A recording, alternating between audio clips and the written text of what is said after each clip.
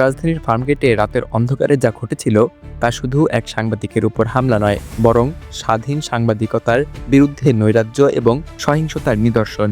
ইংরেজি দৈনিক নিউজ এজের সম্পাদক এবং সম্পাদক পরিষদের সভাপতি নুরুল কবির যেখানে উপস্থিত হন একমাত্র উদ্দেশ্য বিক্ষোভকারীদের শান্ত করতে এবং তথ্য জানার জন্য।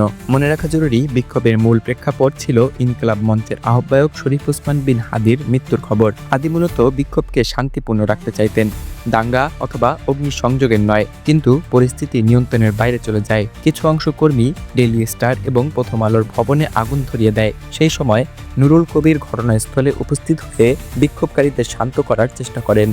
তার সাহসী পদক্ষেপেই তাকে হেনস্থার মুখে ফেলে। ভিডিওতে দেখা যায় ভিড়ে থাকা এক যুবক নুরুল কবিরকে ধাক্কা দিচ্ছেন, কেউ চুল টানছেন, আওয়ামী লীগের দালাল বলে গালিও করা হয়। এটি শুধু শারীরিক হামলা নয়, বরং রাজনৈতিক ইস্যুতে সত্য বলার প্রতিবাদের প্রতীক। নুরুল কবির দীর্ঘদিন ধরে আওয়ামী লীগ এবং তাদের শাসন ব্যবস্থায় ঘটে আসা অন্যায়ের বিরুদ্ধে রিপোর্ট এবং বিশ্লেষণ প্রকাশ করে আসছেন। ডেইলি স্টারের পাশাপাশি প্রথম আলোর অফিসেও আগুন নেভাতে গিয়ে 2 ফায়ার ফাইটার গুরুতর আহত হন।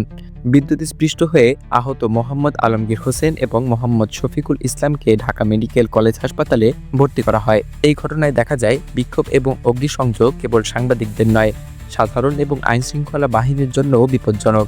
নিউ এজে তিনি মানবাধিকার, সত্য এবং ন্যায়ের পক্ষে রিপোর্ট প্রকাশ করে আসছেন, বিশেষ করে আওয়ামী লীগের শাসনকালীন অন্যায় এবং প্রভাবশালী দলীয় হস্তক্ষেপের বিরুদ্ধে। সাংবাদিক রাজীব আহমেদ বলেন, ওনার মতো মানুষকে আজ ডেইলি স্টার কার্যালয়ের সামনে গালি দেওয়া হলো। সাবেক সংবিধান সংস্কার কমিশনের সদস্য ফিরোজ আহমেদ লিখেছেন, নুরুল কবির একাই দাঙ্গার মুখোমুখি হয়েছেন এবং সত্য বলার সাহস দেখিয়েছেন। এই ঘটনা দেশের সাংবাদিক সমাজে এক নতুন আলোড়ন সৃষ্টি করেছে।